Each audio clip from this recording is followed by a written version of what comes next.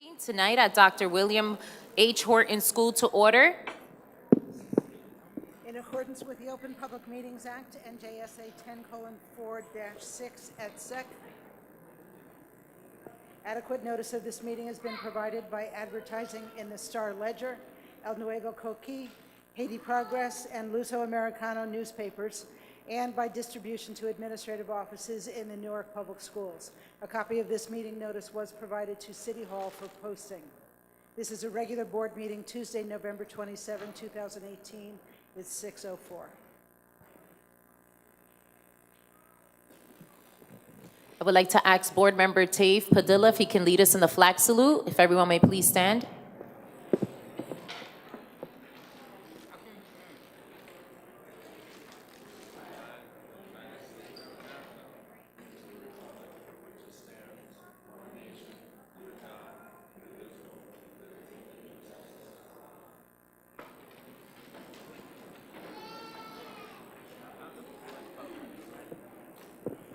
Roll call. Mr. Bledsoe? Ms. Gaddy? Ms. Gomez? Ms. Haynes? Present. Ms. Hill? Ms. Norton? Present. Ms. Owens? Mr. Padilla? Present. Ms. Garcia? Ms. Garcia. We have a quorum. Thank you. And now I would like to welcome up greetings from the principal, Ms. DeSantis.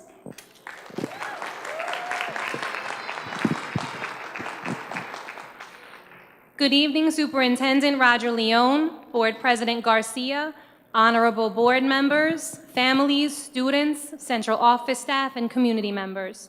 My name is Carissa DeSantis. This is my second year as principal of Dr. William H. Horton Elementary School, having been in the district for 12 years as a teacher, coach, and vice principal. We are honored to have been selected to host this month's school board meeting. Last year at Dr. Horton, we began to rebuild the culture and climate of our school.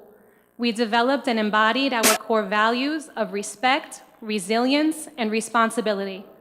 We embraced our Wildcat mascot and believe that our Wildcats roar. We are ready to overcome and always rise to challenges. Our staff and students are prideful that our superintendent was once the leader of this building. Through him, we see the true potential of the staff and students of this school as we have seen the successes of the past. Successes that can and will be replicated as our children deserve nothing but the best. Superintendent Leone, I thank you for giving us hope and inspiration to strive for greatness always. In addition to developing our core values and goal for academic improvement, we have focused on increasing community partnerships and developing our arts program. As you see throughout our school, we are partners with Halls That Inspire and are in the midst of beautifying our environment. We are grateful for the pride in school ownership which is being instilled in our families and community members through this project. We are also committed to high school preparedness here at Dr. Horton, and part of that includes exposing students to the arts. What you are about to see is the product of a brand new partnership with our dance residency with Alvin Ailey. Alvin Ailey teaching artists have been working with our students once a week for the past month on both hip-hop dance and drumming. Tonight, you will see a portion of their hip-hop performance. Ladies and gentlemen, I thank you for attending tonight's board meeting at Dr. Horton, and I'm proud to present our 7th grade hip-hop dance group led by Ms. Nasha Thomas from Alvin Ailey.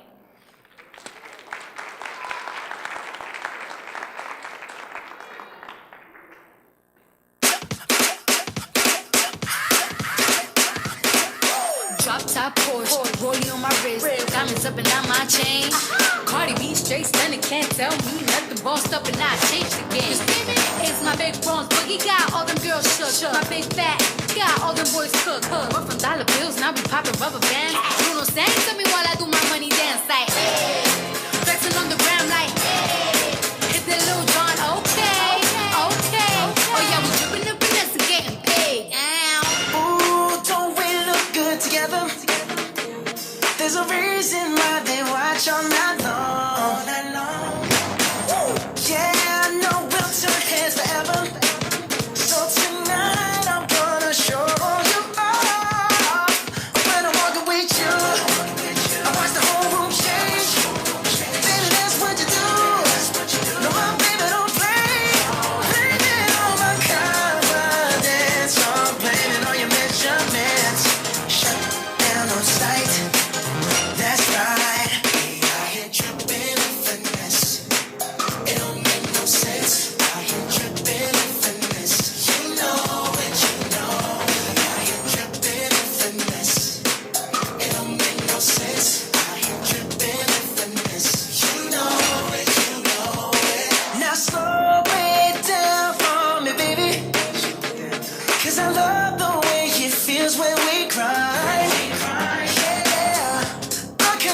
so magnetic on the floor. Nothing can stop us tonight. When I'm walking with you, I watch the whole world change. Baby, that's what you do. No, my baby don't play. Blame it on my confidence. I'm blaming on your measurements. Shut down on sight. That's right. We out here tripping in finesse. It don't make no sense. Out here tripping in finesse. You know it, you know. We out here tripping in finesse. It don't make no sense. Out here tripping in finesse. You know it, you know it. Fellas, grab your ladies if your lady fine. Tell her she the one for life. Ladies, grab your fellas and let's do this right. Do this right. Yo, we got it going on, got it going on.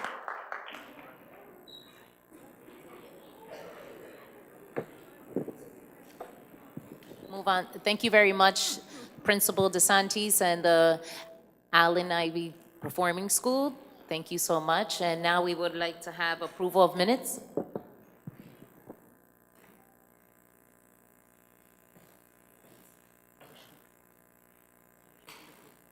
We need a motion to approve the minutes. Motion. Who made the motion? Ms. Gomez, second by Ms. Hayes. Any?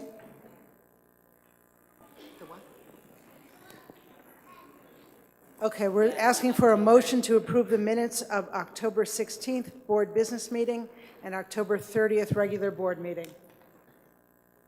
Motion by Ms. Gomez, second by Ms. Haynes. Any discussion? Any questions by board members? All in favor? Aye. Any opposed? Any abstentions? Motion carries. And now I'd like to turn it over to our student rep, Mr. Ferreira, for his student representatives report. Good evening, students, parents, staff, and fellow board members. I want to start by thanking everyone for their attendance here tonight, and I hope everyone had a happy Thanksgiving, surrounded by people they love, and enjoying a few days with one another. I feel as though this is an exciting time to be a student, as we are under local control, under the leadership of board members and a superintendent who are concerned for our well-being and acknowledge the issues we face in our schools. It is also, however, fair to say that our district's potential has not yet been reached, as there are no limitations to the success we strive for. Thus, I call upon the students at this time. We have our own agendas that we are dedicated to accomplishing, and it is important for us to cooperate to make these dreams a reality. However, an issue that most student representatives encounter is the difficulty of being able to communicate with students across the district. Therefore, I plan to create a system in which I can contact students across the district, updating them about community events and the differences we are making on this board. In order to accomplish this, I also require student support, and I urge those watching on TV and here today to contact me at studentrep@nps.k12.nj.us with any concerns from across the district. It will be difficult to come up with a solution for everything we encounter, but by contacting me, we can acknowledge the issue and seek ways to improve our schools. As student representative, I also hope throughout the entirety of the year to help organize and coordinate community events for students, such as cultural festivals and community service projects. In the midst of this, I will continue to advocate for the solutions to issues within our schools, such as mental health awareness. I thank you all for your support and wish you all a happy month.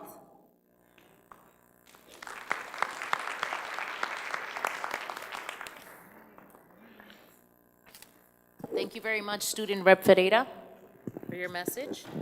And now we're, Madam Chair.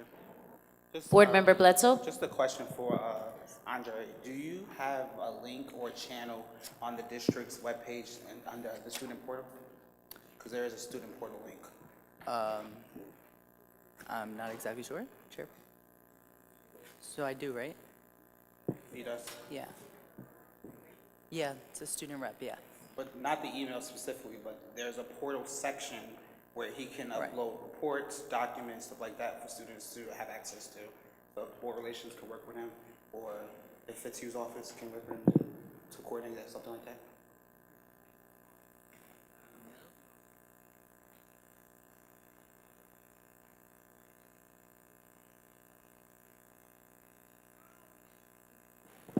If we could just make sure, Nancy, that he has that portal, thank you so much. And now we'll move on to the board chairperson's report. Good evening, fellow board members, Superintendent Leon, Principal DeSantis, administrators, students, families, and constituents. Thank you for giving of your time and joining us this evening. This time of year puts us in a more thoughtful frame of mind. While we're gathering with family, friends, and neighbors this past Thanksgiving, we hope that you also took time to connect with someone that you have not talked to or seen in a while. November is always a short month conducting business, but I do have a few updates to share with you. In the arts, second grader Jaylene Williams Stevenson and sixth grader Edmund Bobby Diao of Quitman Community School won the Explorer the Great Outdoors in New Jersey art contest. Their artwork is displayed at Willowbrook Mall in the Abercrombie Kids Store. Please stop by, see their work, and show support. Congratulations to Taylin and Edmund. We're very proud of you. Sports, Science Park Lady Chargers volleyball team are city champs. Central High School won the first ever Newark Public Schools Boys Soccer Championship game against Eastside. Weequahic High School made it to the 2018 NJSIAA North 2 Group 1 football semifinals. Shabazz made the 2018 NJSIAA North 2 Group 1 semifinals also, which several board members attended. It was an exciting game all the way to the very last quarter. In the last minute of the game, they played very hard. However, Bergen County won. We'll try harder next year. Congratulations to all our athletes on a job well done. It was a pleasure being there to support you in your quest. The board committees continue to focus on the work of the strategic plan to ensure that the work is being done across the district is aligned with our established priorities. This year's mock election, our students took part in the mock election held November 5th. It was the day prior to the election day. Students in grades 8 through 12 voted on the 2 ballot questions: Securing Our Children's Future Bond Act and Newark Board of Education Public Question Type 1 or Type 2 school district. The results were amazing. Nearly 3,500 students participated. 84.9% voted yes to the Bond Act, and 78.7% voted yes to a Type 2 school district. This exercise was civic engagement at its best. It generated excitement while they simulated a valuable real-life experience that hopefully encourages them to vote in every election when they become of age to vote. Perhaps the superintendent will keep it going for future elections, starting with the Board of Education election in April and beyond. Thank you to the Newark Student Union for bringing this idea forward and for the MPS staff that helped bring it to life. Conferences. Many of our teachers participated in the NJEA conference during the month, where the theme was Standing Together, Social Justice Equals Education, Justice Equals Student Success. Another thing we're very pleased to announce this evening is the Global Ambassadors. Great things continue to happen for our students and the great city of Newark. I am beyond excited to share the 14 of the students who were chosen to travel abroad. 10 from Eagle Academy, 1 from American History High School, and 1 from Central High School. That deserves a round of applause. They will be participating and traveling to Belfast, Ireland to represent Newark Public Schools as Global Peace Ambassadors. This trip is a result of a partnership between Eagle Academy and the Mayor's Office of Youth and College Affairs. This trip is possible because of the hard work of our own Thomas Owens, a community engagement specialist, and Mr. Stephen Hughes, his partner in Belfast. There will be a celebratory send-off dinner for the students and their immediate family members next week prior to them departing to England. I'm pleased to say that all expenses have been covered by international ambassadors, Eagle Academy, and Congressman Donald Payne. Thank you very much. Breakfast with the superintendent. For the West Ward, to my knowledge, the breakfast with the superintendent has never been done before in Newark, and it is being well received. The breakfast is an opportunity for families and students to have a private conversation with the superintendent. He has had one in the South Ward, East Ward, and North Ward. This Saturday, the breakfast for the West Ward families will be held at Speedway Academy, 701 South Orange Avenue. The final breakfast for the Central Ward families will be scheduled for one day in January. Coming up next will be our citywide parent conference. This year promises to be better than last year. There are a number of exciting workshops for parents to participate in, and this year's keynote speaker is none other than our very own Superintendent Leon. You can sign up on our district's website to attend the conference. Our Newark Public School Fair is scheduled for Saturday, December 8th at Barringer High School. 90 Parker Place is actually, no, 90 Parker Street. Right, between the hours of 10 a.m. to 2 p.m. The fair is for all ages, pre-K through grades 12. Explore options, experience school performances, complete the enrollment applications on site. This is an opportunity for parents and students to get a first-hand information about the schools. The application window opens on December 3rd and closes on February 15th. Hope you can join us. It's a day filled with food, fun, and many choices. This is the season of giving, and we appreciate and want to thank President Anthony Tarantino of the Newark Fire Officers Union for giving away 130 coats to the Chancellor Avenue students. Finally, many schools across the district opened their doors and fed many families, gave away many coats, much love and support. That's the type of district that we are happy to be a part of. I also have several announcements. This Thursday, we will have a roadmap to college success that's going to take place Thursday, November 29th from 6 to 8 at Central High School. Please make sure and come out if you have any juniors or seniors in our district. We also have on Friday, November 30th, Holiday Light Parade. We will be celebrating the annual Christmas Lights Parade in the North Ward on Mount Prospect Avenue from 5 to 8 p.m. We're looking actually for some board members to come out and help us MC and judge the floats that will be participating in the lights event. So if you're interested, please let me know. The next announcement is on Saturday, December 1st. As I stated at our business meeting, we have the New Jersey Health Public Preparedness Program that's free for everyone who resides in the city of Newark, where you can take advantage to get help, certification for the bleed control program, fire safety, CPR, and first aid. Please look into that. It's very costly if you do it on your own. On December 5th, as I mentioned earlier, we have the Title I Parent Conference. That's going to take place from 8:30 a.m. to 3 p.m. at Robert Treat Hotel. On Friday, December 7th, from 9:45 a.m. to 12 p.m., we have a conference taking place at the Newark Public Library, the North Ward branch.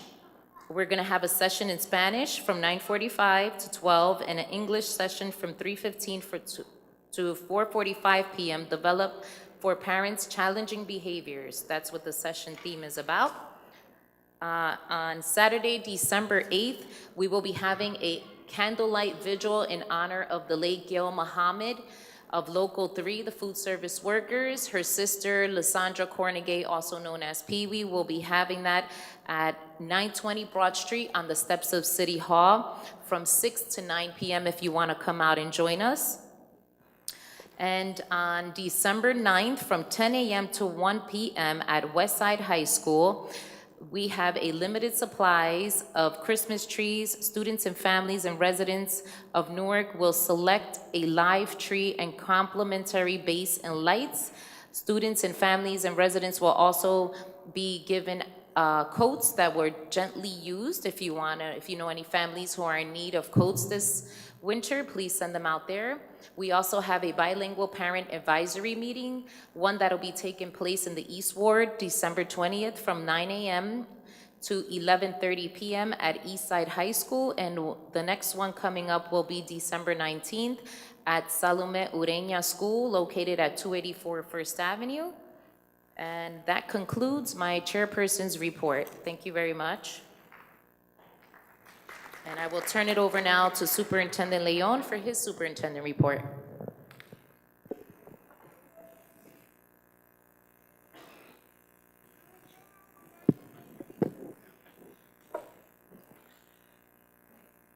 Good evening, Madam President, members of the board, and to everyone who's in attendance. One of the things that we have prided in doing since the start of this school year is sharing information as it relates to how we are progressing and being very crystal clear and confident that we can always obviously do better. So last month, we reported on the attendance for September, and obviously I would start this presentation by sharing with you how we did in the month of August, and in keeping with that pattern, next month would be sharing how we did in the month of November as it relates to attendance, and continuing that pattern as part of the superintendent's report to establish an expectation of open, honest communications between the district, the board, and the public. So here we begin. Considering the proportion of students considered rarely absent, that is, students who are absent less than 5% of possible school days, students in the district improved their attendance significantly between September and October. Between these months, the proportion of rarely absent students increased from 54.8% to 69.2%, translating to an increase of almost 5,500 students. That number of students coming to school more than ever before. To put that into historical context, last year, and that is something to applaud. To put that into historical context, last year, that proportion of students from September of 2017 to October of 2017 increased from 53.6% to 54.2%, which meant that 22 more students came to school during the month of October in comparison to how they did in September. The student achievement data that we shared during the month of August clearly indicated that the students who are attending school, regardless of who's teaching the classroom and what, in fact, that teacher is teaching, we have information that would say students coming to school are outperforming the students who do not. Some would think that that makes logical sense. So we're looking and extremely excited to making sure that what we're offering our students during the academic day is something worthy of students coming to school. In the month of October, 27 of 61 sites had more than 70% of their students considered as rarely absent, and 7 of 61 schools had more than 80% rarely absent. When slicing the data by grade, grades 1 through 8 all attained that same distinction. Overall, the district's students achieved an average daily attendance for the month of October of 93.3%. And in comparison to last year's school's average, last year's entire academic year, the average was 86% for the district. This month, the average for the school district, the entire school district, is at 93.3%. And that's something to be greatly proud of. As shared at the business meeting, the only day where we had a daily attendance that was below 90%, there was only one day. Since the start of the school year, every day in September, our daily attendance was above 90%. And in October, the exact same reality was true, with the exception of one day where we scored below 90%, and that was on October 31. I want to take this opportunity to share with our students who are watching this broadcast, their parents, and all of the teachers and staff members who are making an exerted effort to make sure that the students are not only to school, but to school on time, and that they are actually doing something worthy of their time while actually being in school. My hat's off to you. September and October have been the best years in the last 2 years, and would definitely be destined to show the greatness that is to come in the months and years ahead. We began a senior transcripts audit, which was an audit of every transcript of all seniors, 2,491 transcripts that I and a team of 2 other staff members reviewed.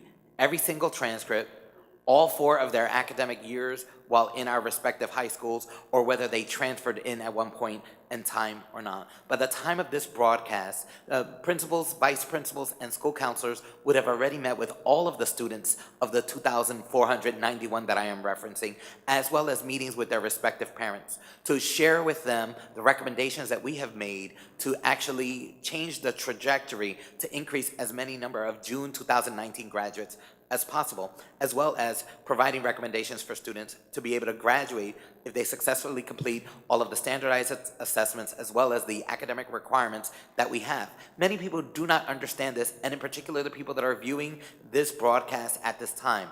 The Newark Public Schools, in order to get a high school diploma from this school district, you actually have to acquire 130 credits to graduate, where the state of New Jersey requires 120 credits as the minimum requirements to graduate. So the challenge is really clear. We have assessed every single senior's transcript, and we're clear on what needs to occur to actually provide the necessary assistance, not only to the school, but to the student to be successful. In so doing, we know that we will be conducting a junior transcript audit, as well as a sophomore transcript audit, as well as reviewing all of the classes of all of the freshmen this school year. The academic year, while it started in August, obviously the scheduling occurs last year. While that was occurring during our previous administration, part of what we're doing since my start in July is actually reviewing all of the classes that our students are getting, making recommendations during the academic year to actually change. The first marking period just ended, and this is a great opportunity to course correct and provide an opportunity for our students to be successful. Today, we at Mount Vernon School hosted Debate in the Classroom workshop for every teacher, for one teacher in every school throughout the entire school district. This was a recommendation that I provided as a part of a recommendation of what we would be doing differently. The schools that have debate in the classroom throughout the school district are the schools that are actually outperforming all of the other schools. As a high school debater at Science High School here in this great city, as well as being a debate coach there as well, I know the value that debate, the ability to see that art as a means of articulating not only thinking, but to persuade someone who fundamentally disagrees with what you actually believe, is an actual skill that our students in the city of Newark have demonstrated all throughout this country by actually outperforming their counterparts in the most affluent school districts in this nation. This will occur because we will train our teachers on how to provide unique and direct services to our incredible students, and today was the launch of that effort. Tomorrow, we will be hosting a press conference in City Hall on solution civics in our high schools. A couple of weeks ago, we actually had a civics day in the city. Probably looking at this audience and knowing that a good number of the people here may not have resided in the city or attended its schools, it is important for people to know that civics is a course that has stopped being taught in this school district for over 25 years. So that means a student in our high school is unaware of many of what are some of the essential concepts of what makes this a great nation. And so one of the things that we will be obviously doing is instituting civics in our schools, and Solution Civics has been the course that has been adopted to assist us in this work. I have to take this opportunity to let the students who are watching this understand that your voice is extremely important and that your voice actually matters. The reason why we're doing this is because a student representing the Newark Student Union brought this issue to our attention during the month of July and clearly provided for us a unique and incredible opportunity. The Newark Civic trustees, in conjunction with the Newark Students Union, are in fact responsible for the recommendations to this superintendent, who provided it as an option to this board. I just take this opportunity to thank, Bradley Gonmia for his leadership with the Newark Students Union,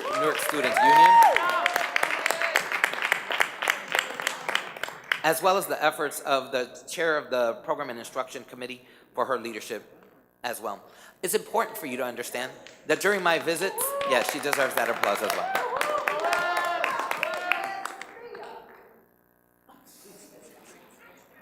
I'm gonna give you credit too, Mr. Bledsoe. Because if it wasn't for your motion, we would probably not even be here right now. So I take this opportunity to thank the Honorable Reginald Bledsoe for,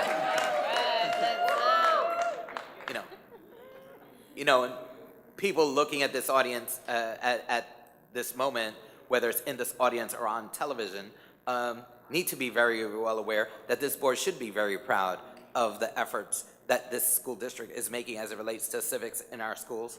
And I am extremely excited about a reality that occurred as I was visiting the Rutgers Newark campus and seeing college students who were actually registering college students to vote. I asked the student the importance of what they were doing, and I learned a very scary reality, and I've lived in no other city except this city, and I love this city greatly. One of the things that the Rutgers Newark student indicated is that initiatives like the right to vote are on college campuses all across the country, and that one of the many reasons why this city is not represented in numbers is because the majority of our students are not on college campuses to learn about the right to vote. As a result of that issue, I began to do an inquiry of the number of students in our high schools that are 18 years or would have been 18 years old by the November election. There were 1,100 students that were actually 18 or going to be 18 by that time. Ladies and gentlemen, as a result of that effort, Rutgers University Newark assisted this superintendent in this school district, and we registered hundreds of students who are now eligible to vote. And if they're watching, they have to vote now. Registering was just the step to get there. December 1st. This Saturday, the superintendent, I'm talking about myself in third person, so that's kind of interesting. We're having Saturday breakfast with the superintendent. This is for families who reside or attend schools in the West Ward. This is my fourth Saturday breakfast, and I have to share with you that it is at Speedway Academies. It's from 8:30 to 11:30, just as it has been in each of the other respective wards. This is very confusing to the parents and students who are attending. So it's a meeting from 8:30 to 11:30, and you, the parent with their child, or the child alone, schedules a meeting with me. I do not come with an agenda. I do not provide a PowerPoint. I sit at a desk in the cafeteria, and you enjoy breakfast with me, and we talk about whatever you want to talk about. Not in front of anybody else, but the parent and the student on one side of the table, while everyone else is waiting for their turn. It has been an absolutely incredible learning experience for me, and I hope that it has been, in fact, not only well received, but an expectation that parents don't have to wait to come before this board, that they do not have to wait to meet with anyone at a school. When they want to talk with the superintendent, they talk with the superintendent. Next week, we launch some very important initiatives that these dates are extremely important for you to write down. On the 3rd of December, we open up our application process. So if you're a student who would like to attend a school that is not the school that you currently attend, then the application process begins for you. If in fact you are in a grade or in a school where your grade ends, then you obviously are required to go through the application process to actually choose your school. There are 8 choices that when you complete this application that you have, and I would argue that you should apply and choose all of the schools that are interest to you. If there's only one school, then you should only select one school. But understand this, if you only select one school and you don't get that school, you get matched to the school where you were attending if in fact the grade continues there.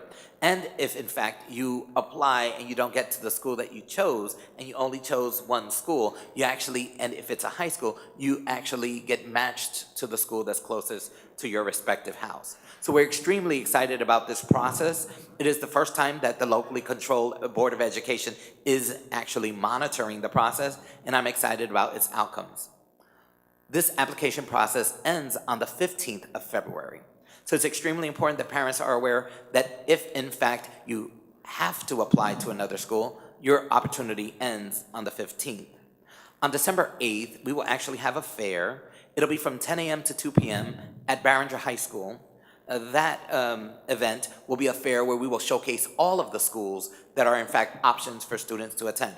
I will also share with you that we will be opening up a number of new schools, and information as it relates to that will obviously be shared in the coming days and weeks prior to the 8th. On December 4th,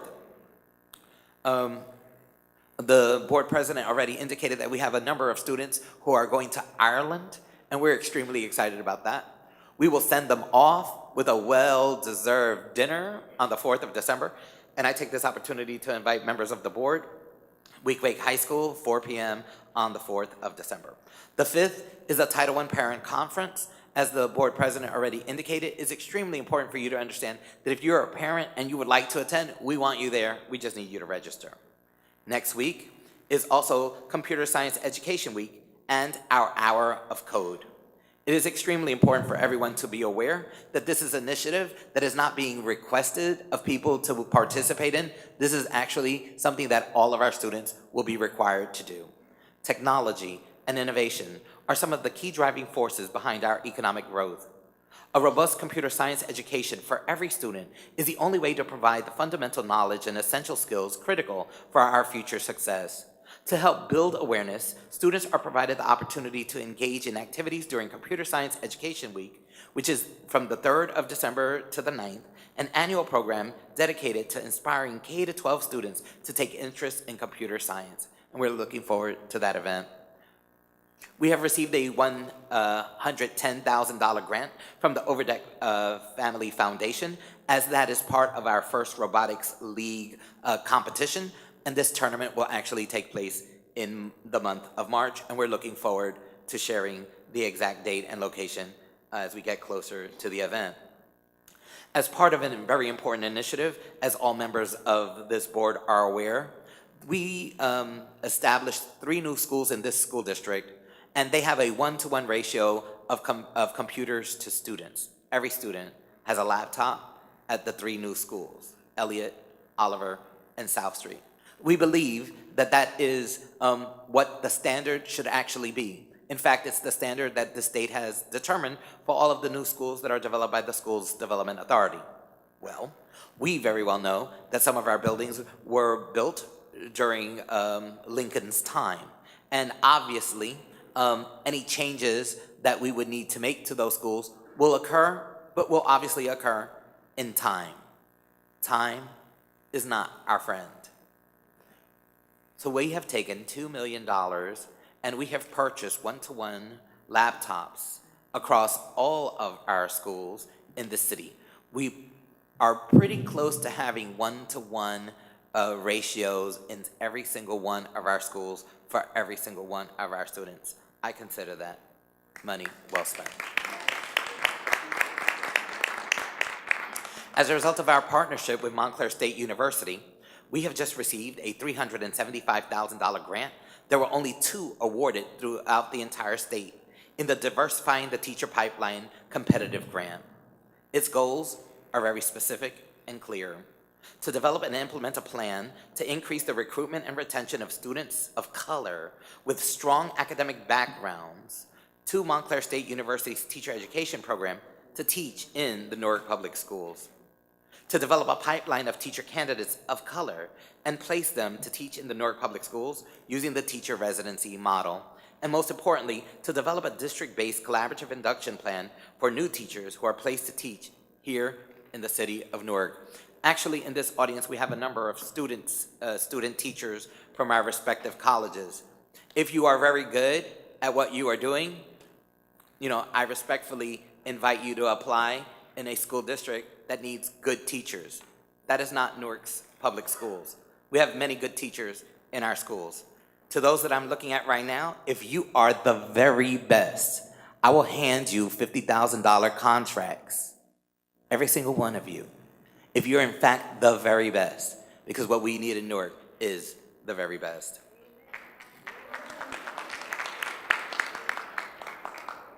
We are in the final planning stages this month to begin our facilities audit, a needs assessment in English language arts and mathematics.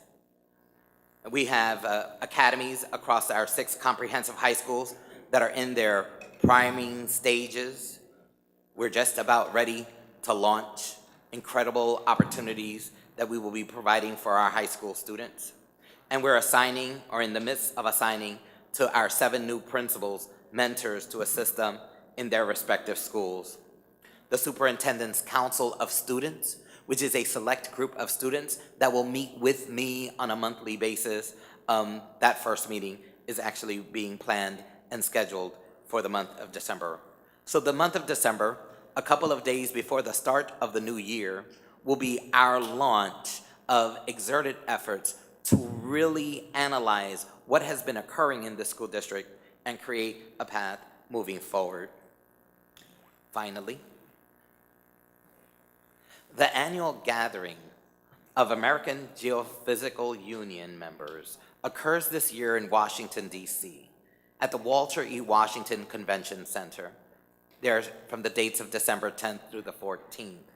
It is the largest gathering of scientists in the world, with over 20,000 in attendance from around the globe. Our students in one high school in this city have been working with some of the best scientists that exist and breathe today.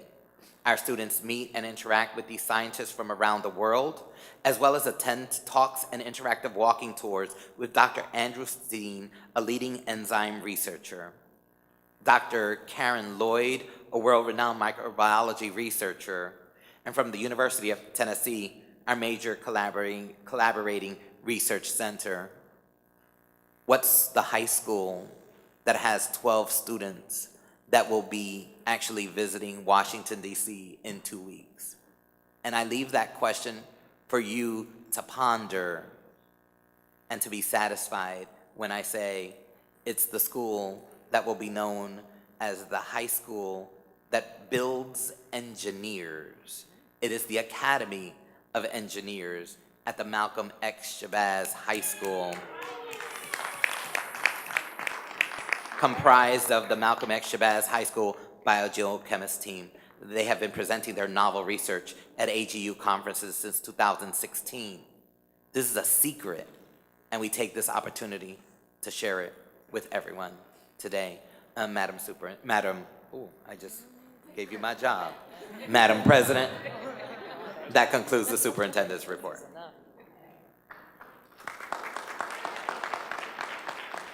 And it takes me, sorry, Madam President, it just takes me great pride to share the following. If you're a Dodge Neon Silver owner of a vehicle W86FKF, I advise you to move your vehicle because it's gonna be towed. Thank you. Madam Chair, Board Member Gaddy. just for the superintendent, that was a lot of great information that you presented today and at the business meeting, and I was just checking the website, and your monthly reports are not up here. I just think that that would be something that we should put them up here so the audience, those who might want to review That'd be great. for themselves. Can we, okay, Ms. Deering's on it, thank you. No problem.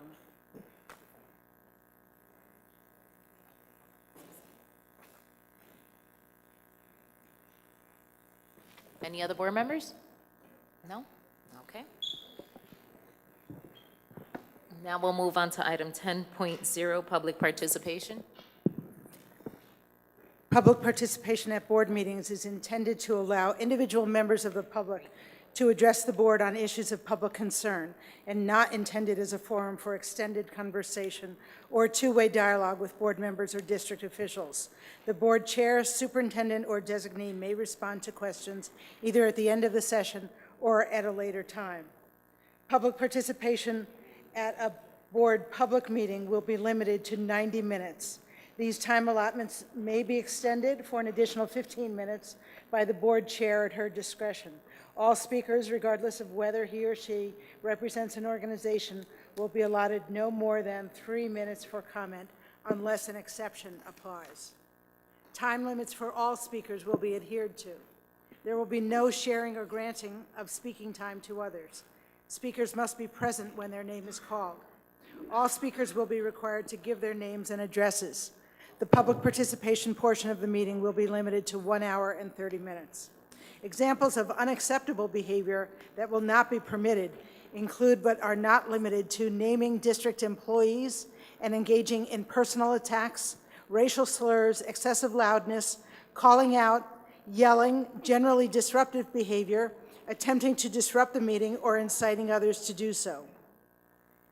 The superintendent or board chairperson may interrupt any speaker or terminate any individual speaking privilege if the speaker's comments are disruptive or obscene. Any individual may be cautioned that a personally directed statement may be slanderous or defaming, and that the individual may be liable for his or her statements. Attempts to hijack or filibuster the proceedings, repeated interrupting or badgering the board chair or district officials, repetitive and truculent speech, or other disregard for the rules of decorum will not be tolerated and may subject the individual or group to removal from the meeting. If necessary, the board meeting will be adjourned.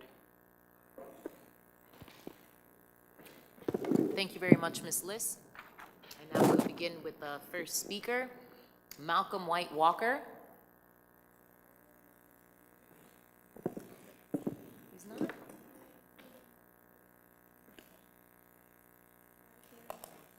Okay, not appearing. Next speaker, Christopher Canick, sorry. I saw him. He's not here? All right, speaker number 3, Thomas Luna.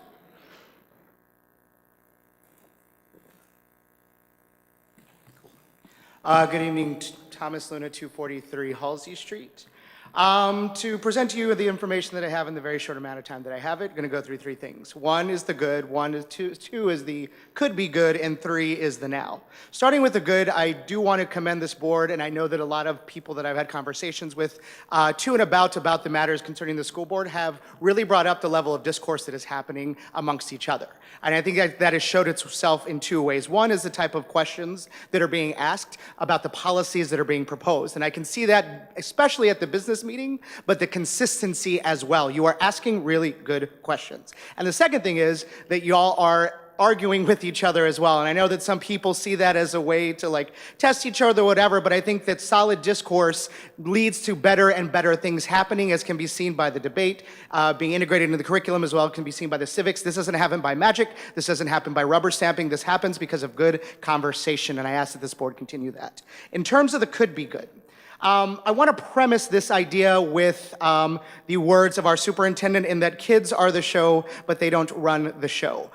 For everyone that is consistently at these meetings, including the first 8 speakers up here, right, we have heard community member after community member talk about bullying or talking about grades or data or things that aren't going well. And the only question that I have is like, what are the adults doing, right? As a teacher, as a vice principal, right? What happens in my school, on my floor, in my classroom is my responsibility. And when I'm hearing community member after community member talk about things that are going terrible in the classroom consistently, I'm wondering about what precedent is being set for the adults to handle that. Because if we are truly what is responsible for what happens in our classrooms, then it is down to us. And I'm wondering what the bar is for teachers, for administrators, for parents, for assistant soups, etc., about the actions of adults that allow this stuff to happen, right? What goes unchecked becomes endorsed, period. And if there is nothing there talking about raising that bar in terms of what is happening, nothing will change. And so I think the ask here is to be thinking about that in terms of what policy it can create to ensure that the adults that are in front of kids every single day have high levels of standards so that kids can rise to them, because kids do not rise to low expectations. In terms of the now, wanted to touch on two things. One was the transcript audit that our superintendent was talking about. At the business meeting, there was 2,409 seniors that we went through, and forgive me if the number breakdown is right, but 1,697 seniors are on track. 360 are due to graduate in August, and then there was 514 that weren't necessarily accounted for or talked about. And I'm wondering what is happening to those 514 that aren't on track or aren't meant to graduate in August. I'm not talking about like an egalitarian approach to all of this, but I think the utility is not the way that we should go about this, and I'm wondering what is happening to those 514 kids. And to end on a positive note, I think debate is great. Keep it going. Thank you very much.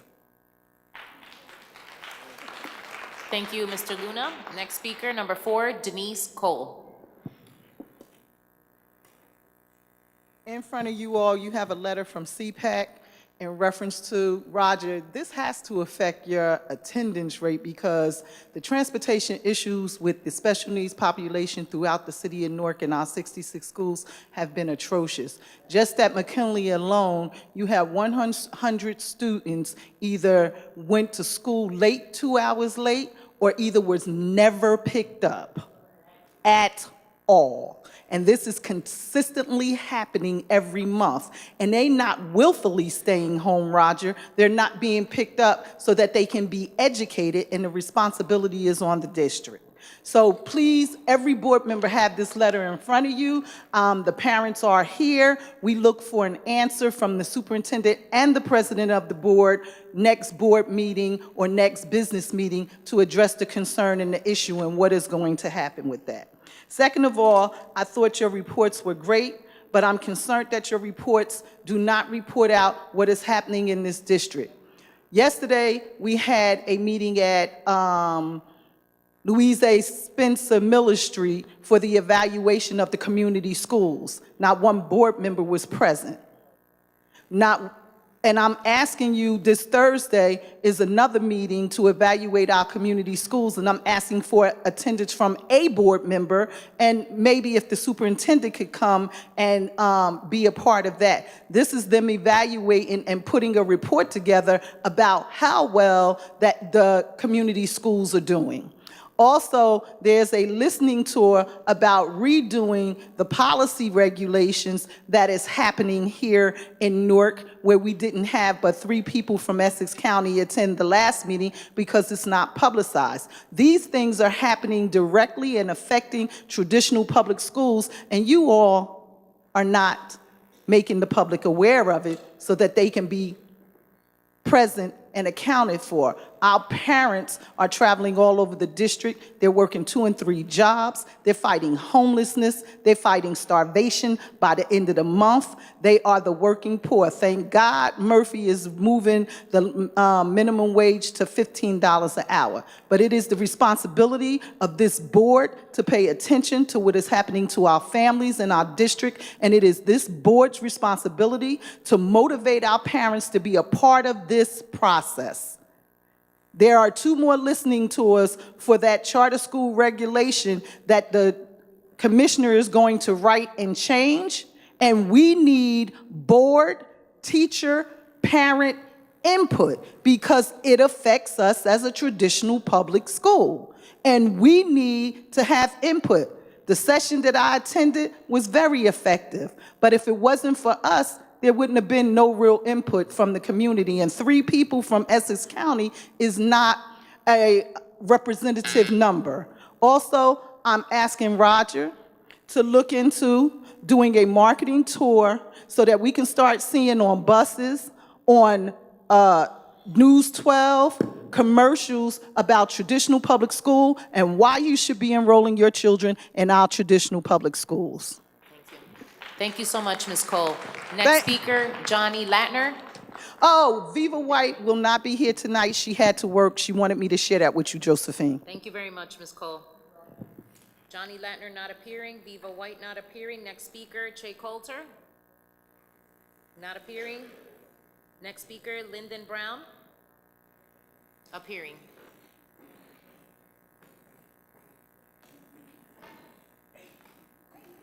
Hey, good evening, good evening. Good evening. First, let me commend all of the schools that hosted awesome Thanksgiving feast this year. Some schools also hosted turkey drives, distributed Thanksgiving baskets to needy families. They did a great job. Incentives and rewards are very important in promoting student achievement. Central High School hosted a wonderful assembly program on Monday. I thought it was great. I'm very distressed to find a school using Thanksgiving dinner, though, as an incentive for perfect attendance. When you only have perfect attendance families and students able to attend a Thanksgiving dinner after school, that is very disheartening. In addition, we can't have security guards threatening to have students dealt with if they don't follow directions. I'm looking forward to Newark Public Schools hosting Ethel Pathia Day. I don't want it to be a mediocre event. Miss Ethel Pathia is Newark Public Schools' oldest graduate, and she is very excited about visiting Central High School, her alma mater. She wants the roll carpet rolled out for her, and so do I. She's very coherent. She is 109 years old and a 1927 graduate of Central High School, and she's been waiting to get an invitation to visit the school, and we want the district to be on hand for that. Kudos to Newark Public School Security. They did a great job at our Thanksgiving games. I was at Barringer's game, and I was at the Malcolm X Shabazz Weequay game, and security did a great job. And congratulations to Shabazz, who defeated Weequay 6-0. We want the district and our assistant superintendents to ensure that schools are using their legal names and not the names that were given by former principals or that were adopted by our current principals. We need to be using the legal names on our stationery and on our websites. Parents are confused. Again, I come to you for the 5th year in a row to say that students in Newark Public Schools need their IDs. I was at the SAT site at St. Benedict's. A lot of kids are turned away, even though they paid the $50 because they did not have a school ID. Technology, I went by there to ask them, why don't the students have IDs? The lady took out a big case of IDs, so the kids just haven't picked them up. Over 500 IDs sitting behind the counter. We need to do better, assistant superintendents. Shabazz students need IDs, West Side students need IDs. The SAT is this Saturday. I don't want kids turned away again because a lot of them were seniors, they were crying, and the next SAT is not until March, and that's very late for a high school senior. Our school leadership councils need to be revamped so that community and parent voices are not left out of the decision-making. We want to invite all of you to our on-site college fair that we're hosting next Wednesday, 4 to 7 at the Springfield Branch Library. Kids will be getting instant decision, and we welcome you to stop by. I was very perturbed last Tuesday when our superintendent said $12 million went unspent by our school principals who failed to spend money that was much needed in our local schools, and we don't want that to happen again. There's chronic absenteeism, as Denise Cole alluded to, and we need to start giving bus contracts to these bus companies if they can't pick our children up in regular weather. What is it going to be like in the inclement weather? The weather hasn't gotten bad yet. And I'm glad to hear about the student credit analysis, but I'm meeting with some students tomorrow who've been dropping out of Arts High, University, Shabazz, and they've been out of school for 4 or 5 months, and no one's tracking our students when they leave our schools. We've got to do better. We need attendance counselors, we need substance abuse coordinators, and we need truancy officers Thank you very much, back Mr. in our Brown. Your schools. time is up. Thank you. Have a good evening. You too. Next speaker, Kim Barnes.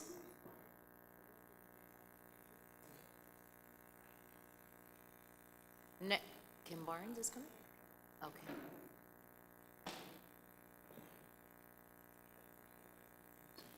Kim Barnes, Kim Barnes, 147 Riverside Court. I come before this board tonight to say that I'm one of the ones that was at Abington Avenue with the bullying that was happening there, and I have been sitting in that meeting, and Mr. Leone, I would like to say to you that whoever came back to you with the reports, I have sat there with your staff, and I found it appalling that just before Thanksgiving that your assistant called me and asked me what had happened. But I also find it appalling that when the mother has been coming to you and doing the protocol, that when she asked for help, that she was told that she can't see you because you have people in place. But when you go through the protocol and chains of command, and if your people that are put in place have not given a resolution, then I need to see the top dog. That's how I see it. I need to see the top dog because the resolution of bullying, and then I also find it appalling that when it was deemed that the person that started the bullying is deemed a bully through your staff that is representing Abington in the campaign and the parade for bullying. That is appalling. And bullying and suicide goes together. It goes together no matter what. And this issue needs to be resolved because this kid is being bullied, and now the teacher, once Johnny Latner came up here last month, which I did see the recording, they are taking this kid out of his class each and every day for no apparent reason. This mother is calling not only him, but she's calling me also because I am a North Ward advocate. And I go there and I have sat in this meeting. And then they also were saying that I came and I threatened these people. No, that's not how I work. That's not professionalism. But I think that you should really sit here and meet with this is. Bullying is serious. And then, and as you have been told that he's been calling the N-word, this is serious. We need to get our kids together. And my suggestion was to have all these parents come together and be held accountable. And not only that, I also want to say today and take a tip from that my granddaughter, who also is an IEP IEP child, she was not picked up today either. She's been home for 2 days for transportation, 2 days. And I have called and tried to get her transportation too. Thank you. Thank you, Ms. Barnes. Next speaker, Diane Galloso.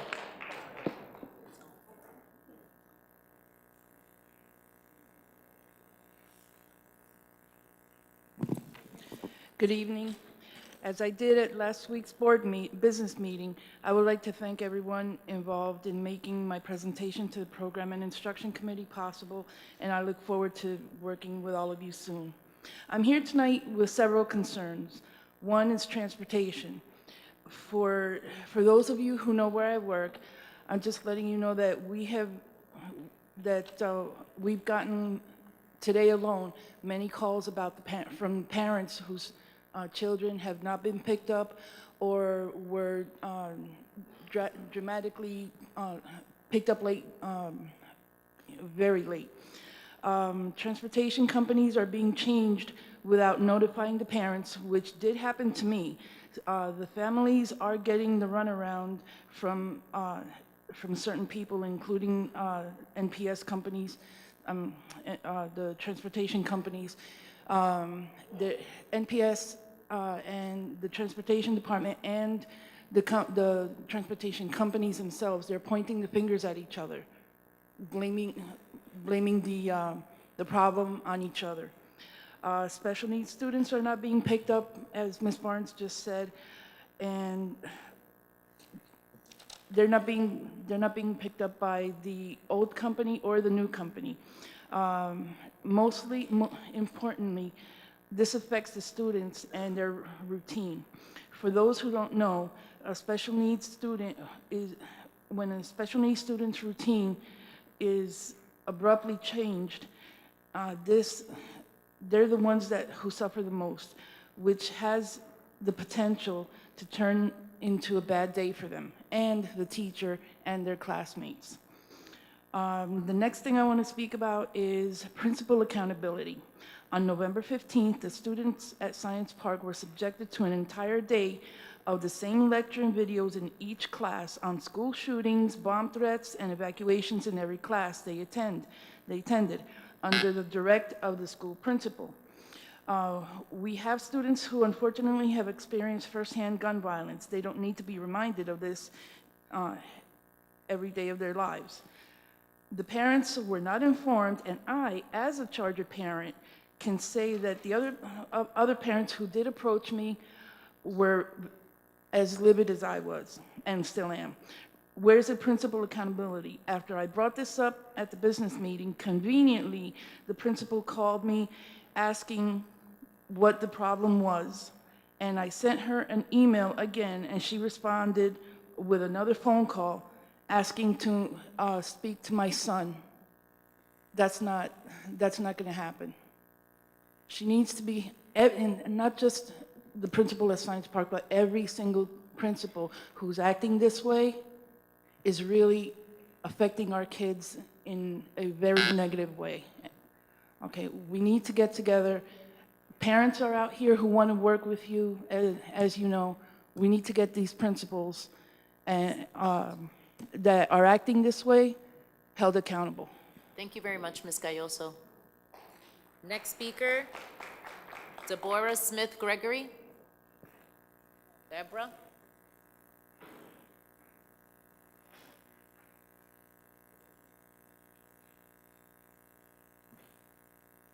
Good evening. My name is Deborah Smith Gregory, and I serve as the president of the Newark Branch NAACP.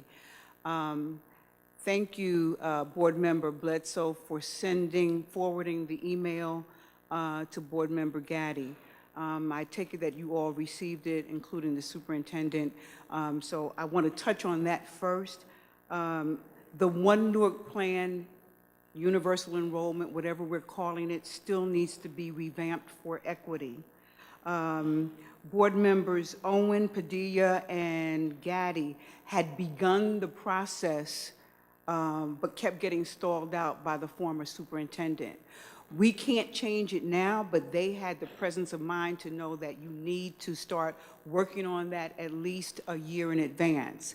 As Superintendent Leon said, time is not our friend and on our side. So I would want to recommend to the board that you begin having the meetings again, like you had meetings with both charter schools and traditional public school participants before the spring elections. We cannot let elections start us up all over again, so that by the next school year, there is an alternative put in place that has more equity than the one currently. Also, Chairperson Garcia, I would ask that for future reference that resolutions and agreements that are as important as that be publicly, orally read into the record for transparency and clarity on the part of the community. That MOU, Memorandum of Understanding with the charter schools for this coming year, was not read publicly, and we need to know what is in the regs that govern where our children are going. The second thing, the transportation is an issue. Now, I understand that it is in-house now, and Essex County Commission is no longer being used, but we must do better. Late pickups where parents are wondering where their child is and ready to call the police, and given the climate of our society, that's very real. We don't need our parents to be upset. And then on the front side, the tardy pickups or the missed pickups, we must do better with transportation.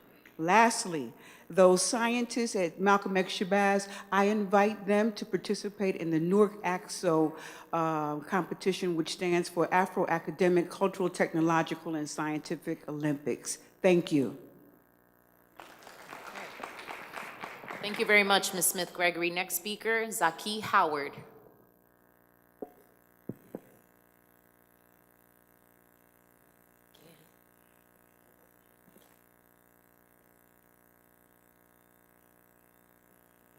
Habib Ullah Muhammad.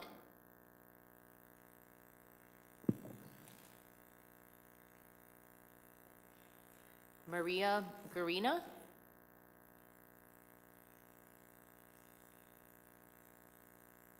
Bernice McQueen.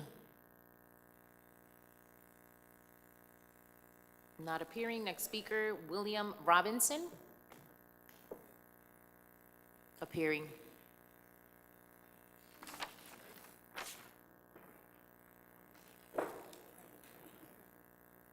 Good afternoon. My name is William Robinson. I'm currently working at Brick Peshine Academy. I was placed on suspension early this school year for an incident that happened last school year. Now, unfortunately, no one was hurt. Well, fortunately, no one was hurt in the incident, but I pride myself on helping the young men in my community, and I'm from the South Ward of Newark. I went to Weequahic High School. I actually met with you, Roger Leone, Weequahi's second state championship in 2012. We had a meeting. I was the captain for the football team, but I enjoy helping out the young men in my community. Like I said, I am a product of my environment. I went to college. I'm actually taking a break right now, but I'm pursuing a teaching career. And so right now I'm on suspension because I broke up a fight trying to help out 2 students. And during the fight, one of the kids fell. I never slammed a kid or nothing. I love kids, honestly. This is what I want to do for the rest of my life, is work with kids. And right now I'm on suspension for supposedly slamming a child that I never slammed. And so I haven't been working since last school year. So right now it's kind of hard. And you guys keep telling me not to quit, because if I quit, then I quit. And I'm only on suspension, but I haven't worked this whole school year. So at this point in time, it's like, if you're gonna fire me, I would like just fire me so that way I could get unemployment, but I can't keep going with just being on suspension and not having no source of income when I didn't even slam this kid. And I really didn't. And so, I mean, I got a minute 40 left, but that's all I was here for. It's a personal matter, nothing with the community. If you guys can look, it is, but if you guys can look into it, I would deeply appreciate that, because you can check my background, you can check anything. I do everything around that school, from helping other teachers out to even helping out custodians if I have to. There's so many of my students now that's in high school that still call me to this day, Mr. Robinson, I need to talk to you about this, I need to talk to you about that. And I pride myself on that. I don't work with no young ladies because I never wanted no accusations or anything. I told my principal I only work with young men. And that's because I like helping out the young men in my community. So as a young man in my own community, I'm just asking for some help. Thank you. Thank you very much, Mr. Robinson. Madam Chair, Board Member Gaddy? I saw Johnny, I think, Latner come in. And I know since we had some speakers who wasn't here, I want to know, it's okay if we allow him to speak?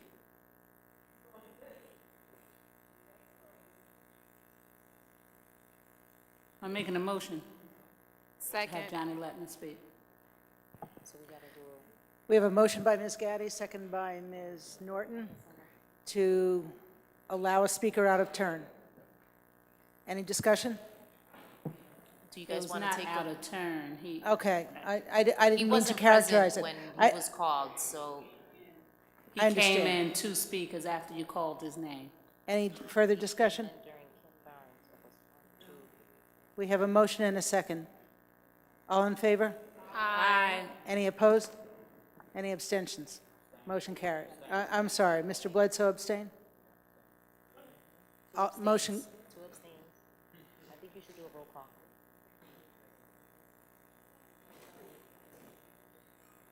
we have a motion and a second. Mr. Bledsoe?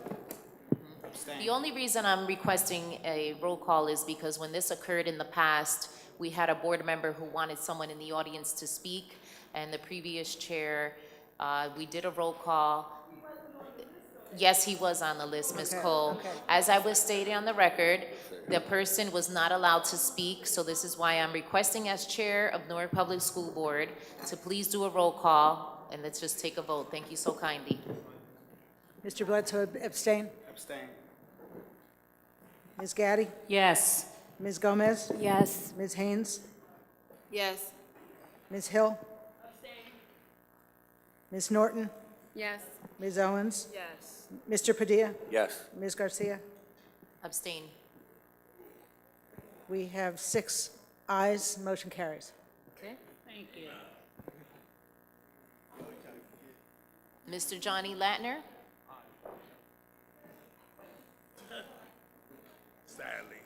Sadly.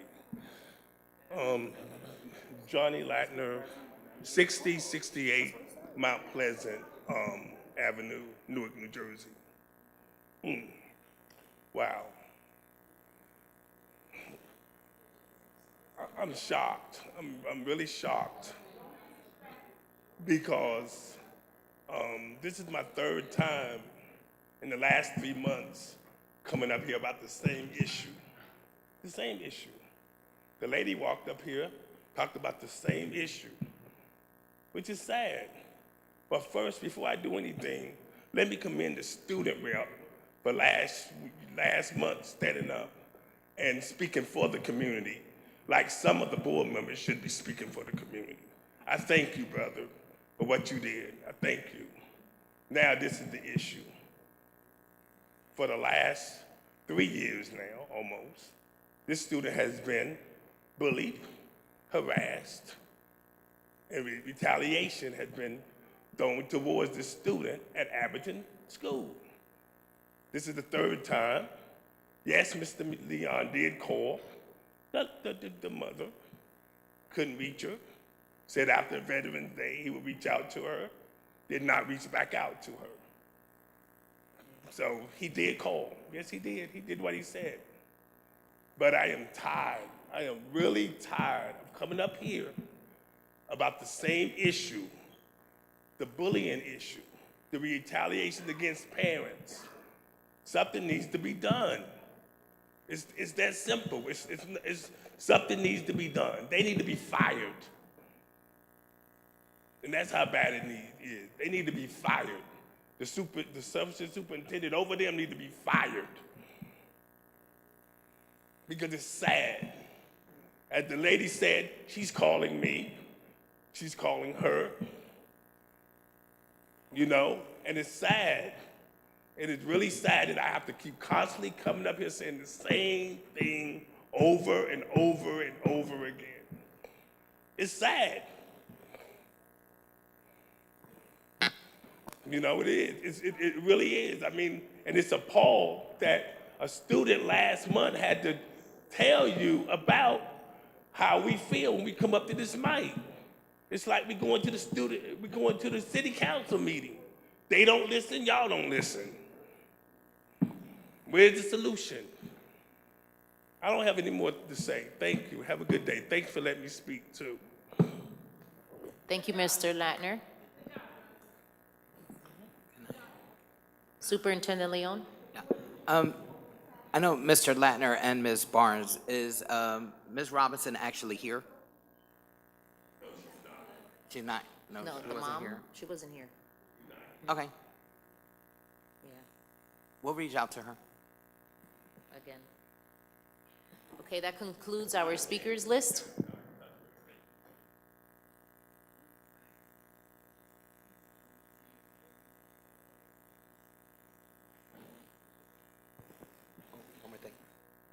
One more thing. Superintendent Lee. Sorry, Madam President.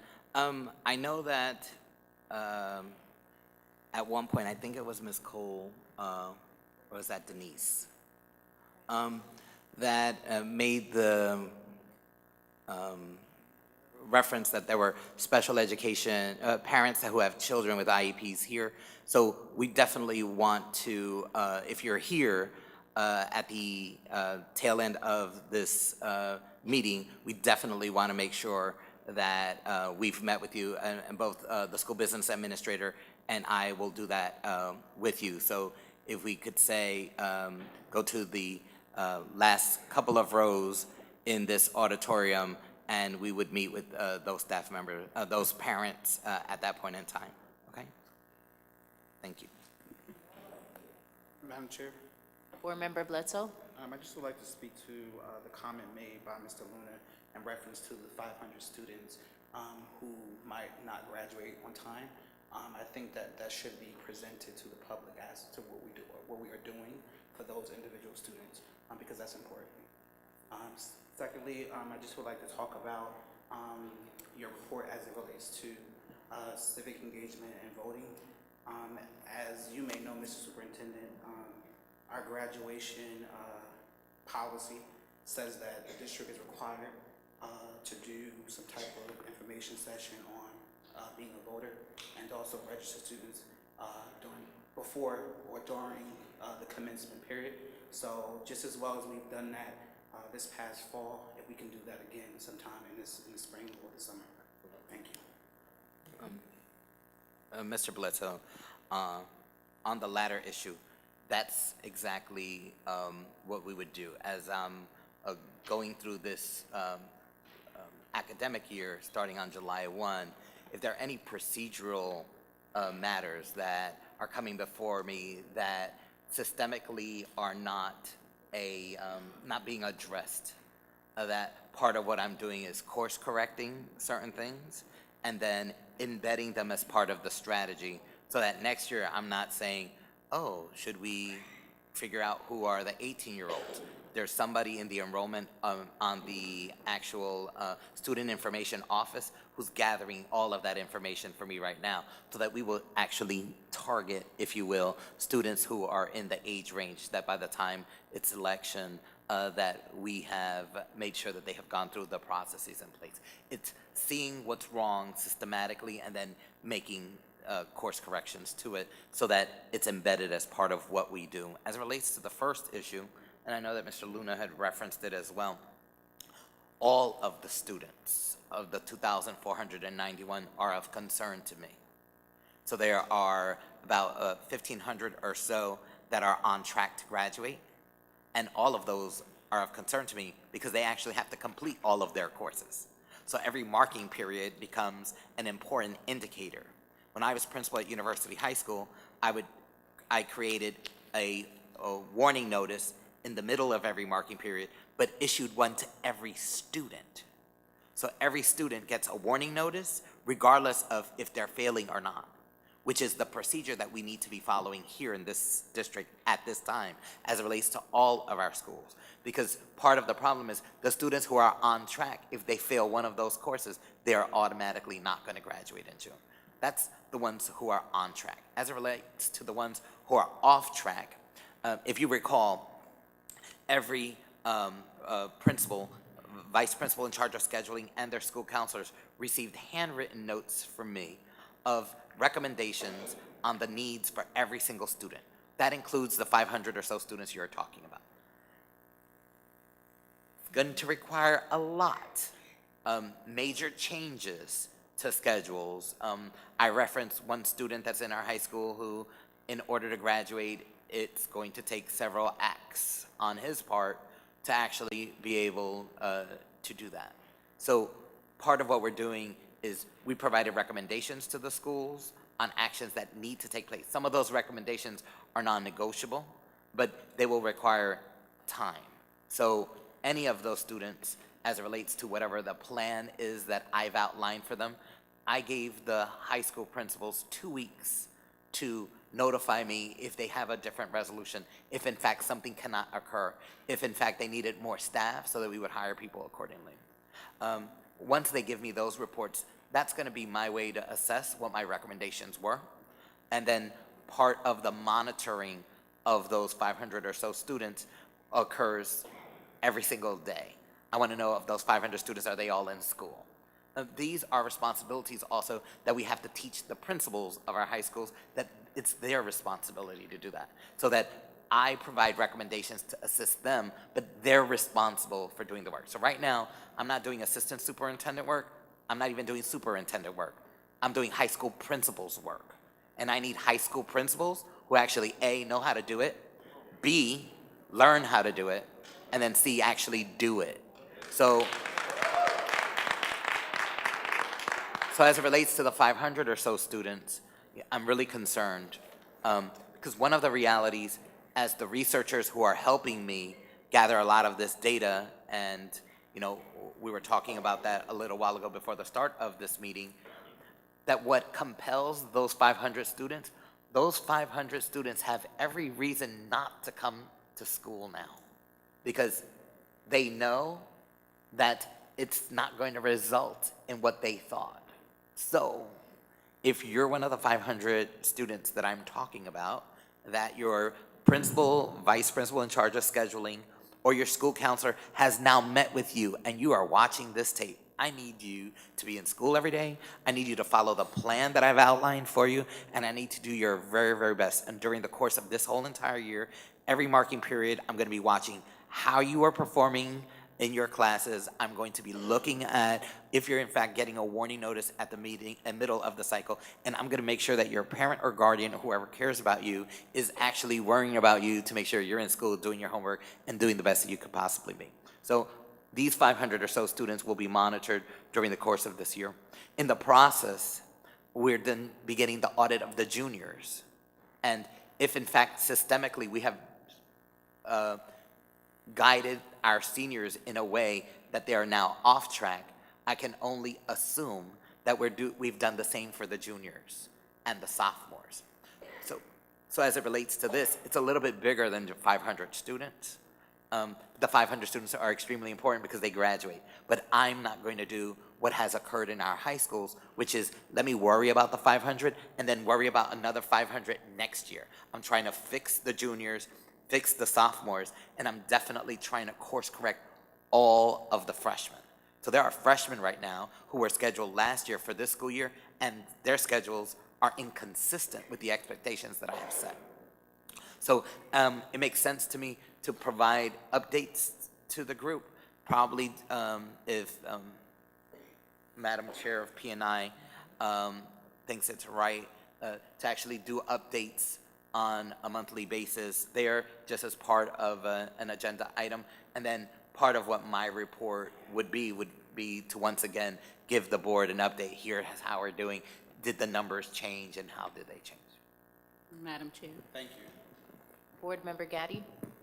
So one of the things that I kind of want to focus on, and I guess I'll continue with the discussion and from the previous two reports from our superintendent, is when we look at the mission statement of our Newark Board of Ed, and you look at the last sentence, it says our educators and leaders will create learning environments that promote critical thinking, collaboration, and creativity. And we will work closely with parents and community stakeholders to create a culture of inclusiveness and engagement. And I have been talking about community engagement, inclusiveness for the past several months. And I just think that a lot of the concerns of the parents and the community, we need to do better. We have just come off of, I know for the first cycle, back to school events, we have to pick up our kids' report cards. And so parents had the opportunity to ask questions. How is my child doing this year? Is my child growing appropriately towards meeting state standards? Is my child growing as much in math or English or reading? These are the questions that I would hope that as we come back next month, we begin to focus on those issues that are important to parents so that we can track and monitor their success. Because I think we are on the right track, and this is one of the reasons that I said I'm abstaining until we as a board come up with our goals and objectives for the year, is because it is important that we do what is right for our children. That is our responsibility as board members. We sit up here and we should be concerned about student achievement and the engagement. Our students can only achieve if we're supporting their parents and we're supporting those teachers. So we, this board, need to begin to look at what our mission statement says, and we need to apply that. And I'm just hoping that we put more emphasis, Superintendent, on our parents in that role, because I think that is a piece that is missing, and I think it is very important that we begin to address that. Thank you. Thank you, Board Member Gaddy. Any other board members?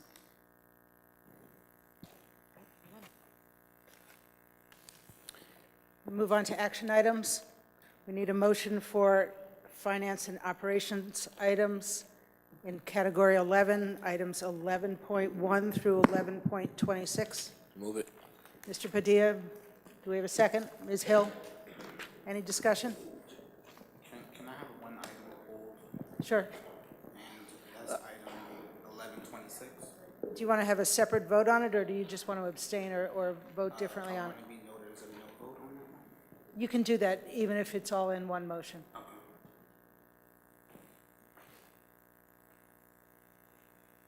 Any other discussion?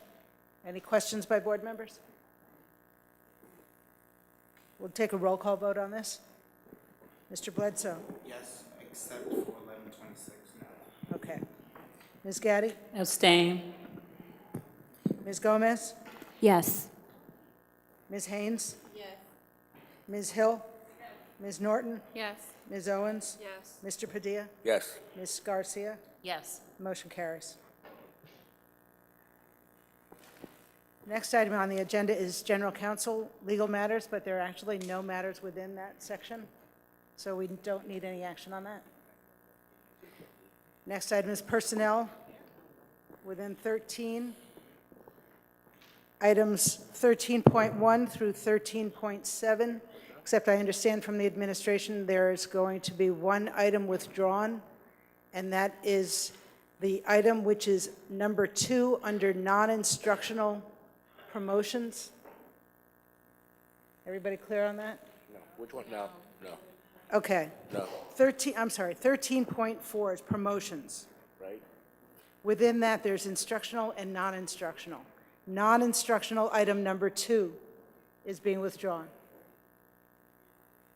Is Dr. Mendez here where she can come up and, She was here. or Yeah, our she's here. personnel She's here. chair? So technically, this item cannot be discussed, and Well, yeah, just it for, was pulled for a particular reason. It's being recommended by the assistant superintendent of high school. That's why it's being pulled. that's correct. It's a recommendation from the administration. I'm not expecting that Dr. Mendez is going to go into a lot of detail about it. So Yeah, but why are we just? I'm fine with pulling it.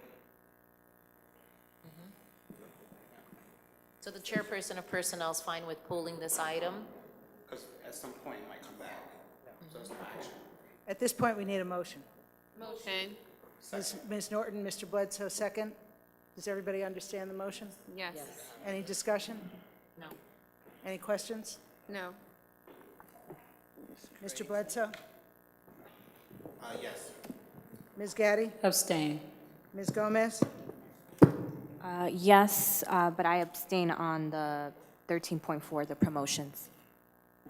On all of 13.4, just? No, just the non-instructional item because I don't know, I don't Well, have that enough one is information. withdrawn from the motion, so it's not part of It's the just motion. withdrawn? Yeah, It's withdrawn. it's not part of the motion.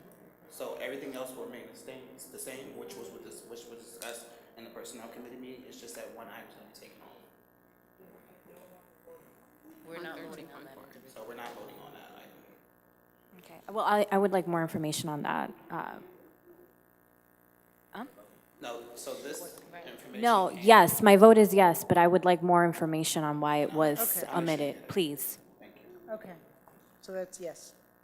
Ms. Haynes? Yes. Ms. Hill? Ms. Norton? Yes. Ms. Owens? Sorry. Just on the record, I'm making the same request as Board Member Gomez. Even if, it would have taken a minute to discuss this in executive session, I think we still should have had executive session. I really don't think that is effective board practice, especially right here on the stage, and I'll just call it out because we done already did it, to pull and then a certain item, and then several board members are confused. We should have taken the executive session. I mean, it's 7:35. The entire meeting went by quickly. We could have met quickly. Yes. Mr. Padilla? Yes.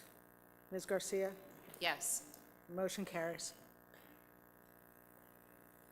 Next, we need a motion on program and instruction items within category 14. That's items 14.1 to 14.9. Motion. Ms. Norton, do we have a second?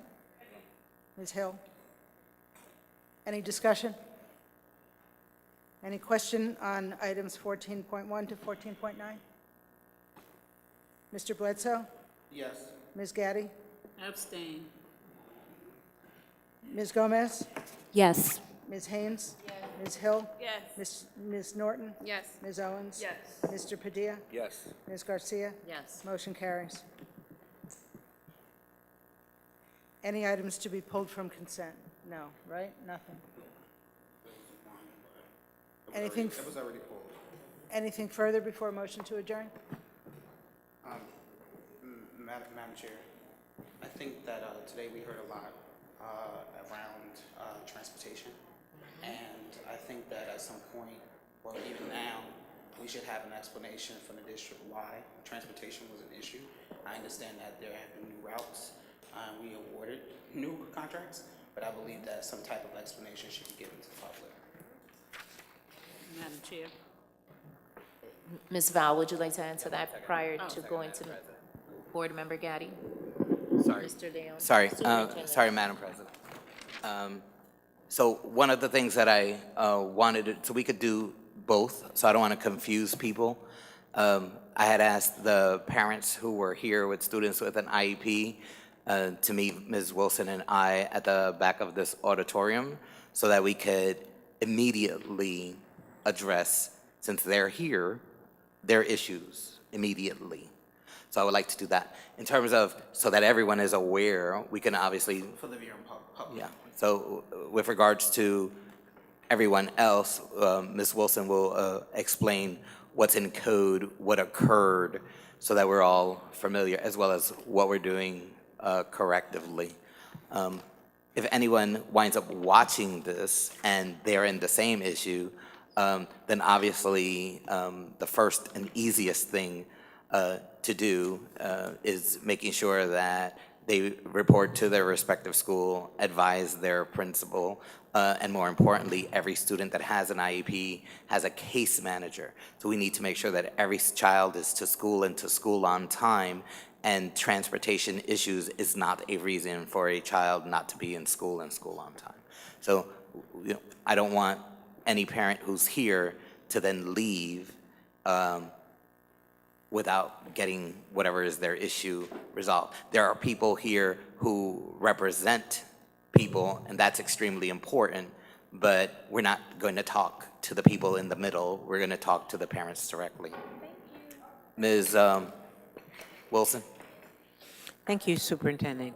Good evening, members of the board, Madam Chair, members of the community. First, let me say that the issues we have had with transportation in the last 2 days are not acceptable. It was not the intent of the department to create any kind of chaos for children. We believe that children should be in school. We believe they should be transported to school. However, there are some things that we are required to do by statute.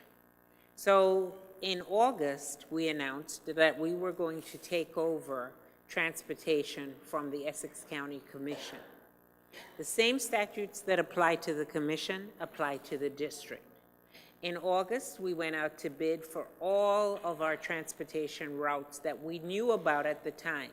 And that was some almost 4,000 students who were serviced. At that point, we awarded contracts to the tune of almost $16 million to, I think, almost, I want to say 80 vendors, but don't quote me on that number. That's the one number I'm not sure of. All the others I am. We awarded those contracts. Between September and now, we have had 1,336 changes. That means students may have moved, new students who've come into the district, they've received new placements. In that August bid, there were some routes that were not awarded. So they carry over to this new bid. So the new bid occurred, we began that process on November 1st, because the statute requires a number of things. It first requires that anything that exceeds the bid threshold must be publicly bid and advertised. $40,000 is the bid threshold for this district. 40,000. What we are also required is when you have routes that are not awarded by bid, they are called quoted routes. Those quoted routes may remain in place until you have spent $19,000. No more than that. So at some point during the year, you are going to have to bid them. We chose to do that at this point in time, which is what typically happens at the commission.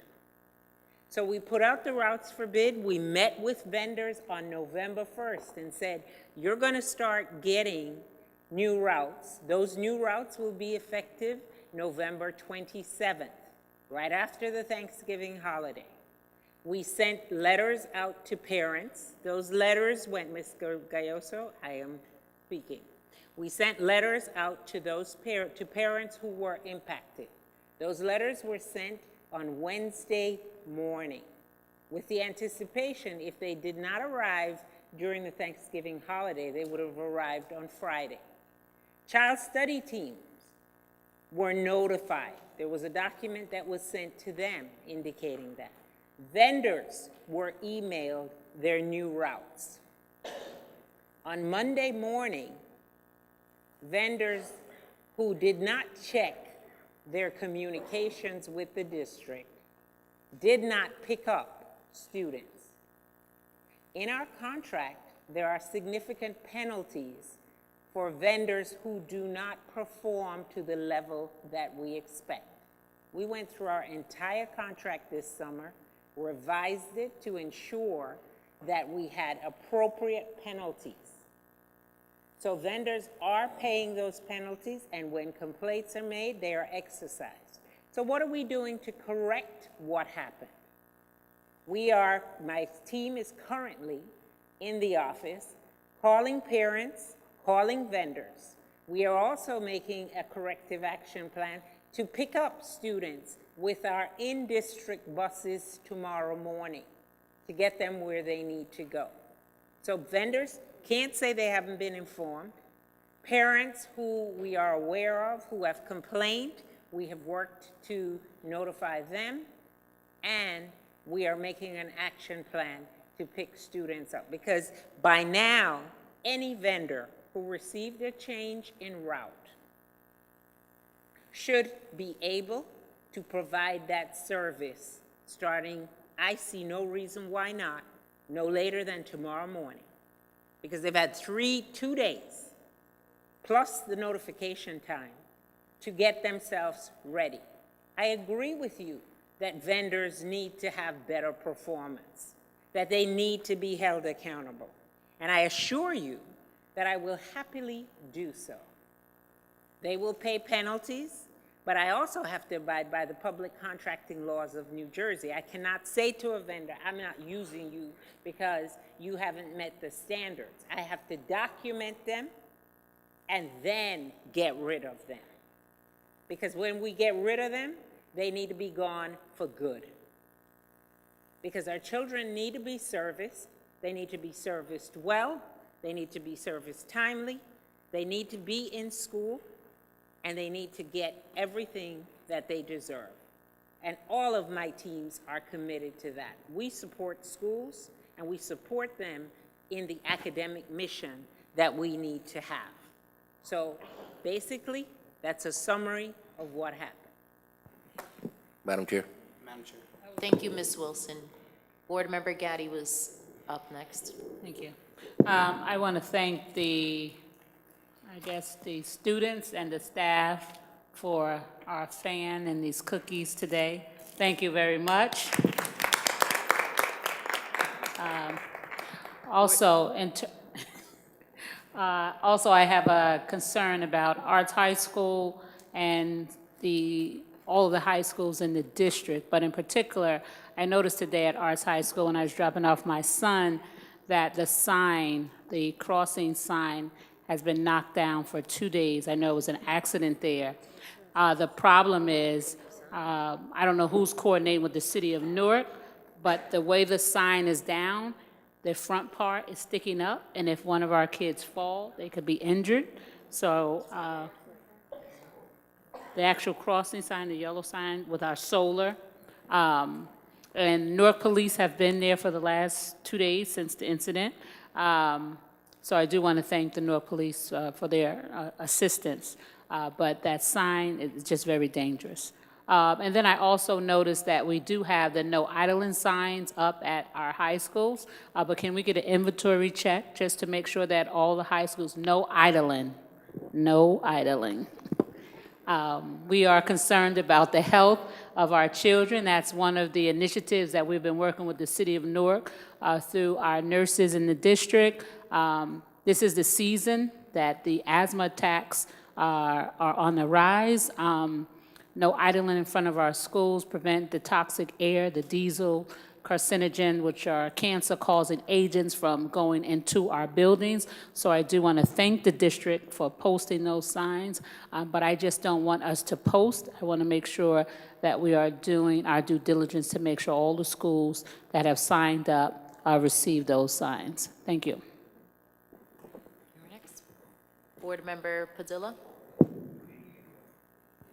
Good evening, everyone. Good evening. Yes, it's Board Member Padilla here. You know, I'm barely the one that says anything on stage, but, and all my colleagues know it. But with this transportation issue, I chair operations and transportation comes to my committee. I have received numerous phone calls the past few days from parents, various emails, various text messages, and I immediately contacted Board Relations, Ms. Nancy Daring, who I forwarded all these complaints to. And within a little while, I got a call from the BA, Ms. Wilson, giving me a detailed explanation as to what happened. Now, Valerie is someone in the district that when she talks to me, I really, really listen, because she gives you a full explanation, a full breakdown of everything that's going to go on. So I would just like to give Ms. Valerie Wilson tonight a vote of confidence for tomorrow, that those children will be picked up and they will be in school. Thank you very much. Second. Bledsoe? Second. I just would like to thank Ms. Wilson for that detailed explanation. I know this has been an issue for the past couple of days. I just think that when we're sitting here in this platform, that is our opportunity to inform and educate the public. So thank you again, Ms. Wilson. And I vote yes on that motion of confidence. I do have one addition. We've already decided that the next bid we're doing, which will be probably in February, right? This is nothing new. We will do it and have a 2-week window built in for the transition.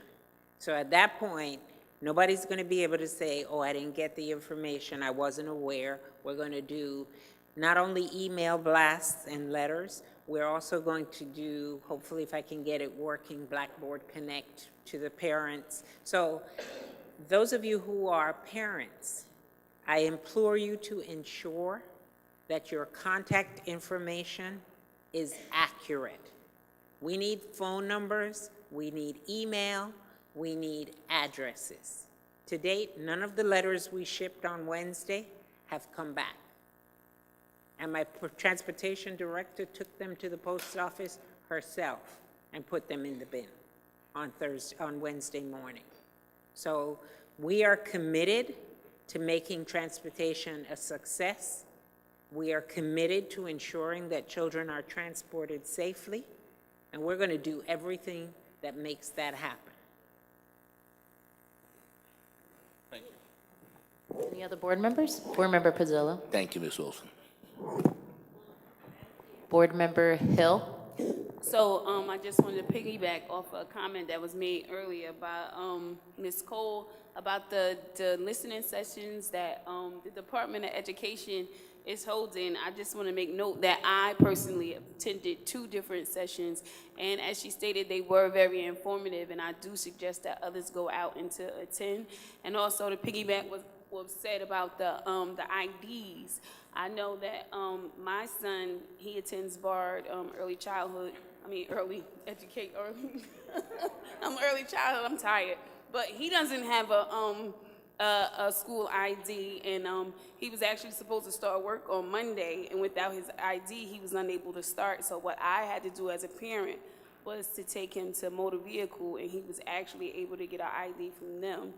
But I just wish that someone would look into that with the issues with the students with their IDs, because this is like ridiculous now, because we are in almost December now, and I know it's another school that also doesn't have any, just like he said with the students going to take the SATs, And, you know, that is in March, taking the SATs as a senior, that's crazy. But, so I hope somebody does look into that. Member Bledsoe. Really, really quickly, in terms of the charter outreach, these dates are listed on the Department of Education's website. You just would have to go to the charter outreach tab. There are a number of collaborative and community meetings that have been hosted up and down the state. So I just like to inform the public of that. You are more than welcome to attend any of those. And I'm not here speaking in another role, but I'm here speaking as a board member because that information is available, and we cannot, as a district, disseminate that on behalf of another agency. So I just want to let the public know that. Thank you. Board Member Norton. Motion. Okay. Do we have a second? Second. Hold Okay. hold on. First you go around. That was terrible. She's right, she's right. Board Member Norton. Mr. No, she wanted to speak. And I did not request a motion to adjourn the meeting. Sheesh. Board Member Gomez. I just wanted to say on the record that in our Community Engagement Committee meeting, we did have a discussion about student IDs. It was one of the first discussions that we had with Board Member Hill and Board Member Don Haynes. And we are still, we discussed that there was a lot of different methods and a lot of different things that were being done in the district, and we needed to streamline it. So until that happens, we will be pushing and discussing it further until it becomes a reality for our whole school district. Yes, and they can get municipal IDs at William Street.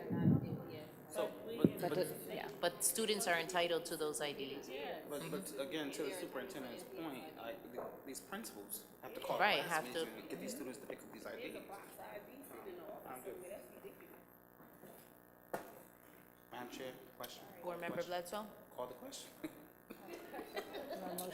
Motion to adjourn. Motion. Ms. Norton made a motion. Mr. Bledsoe, second. Yes. No.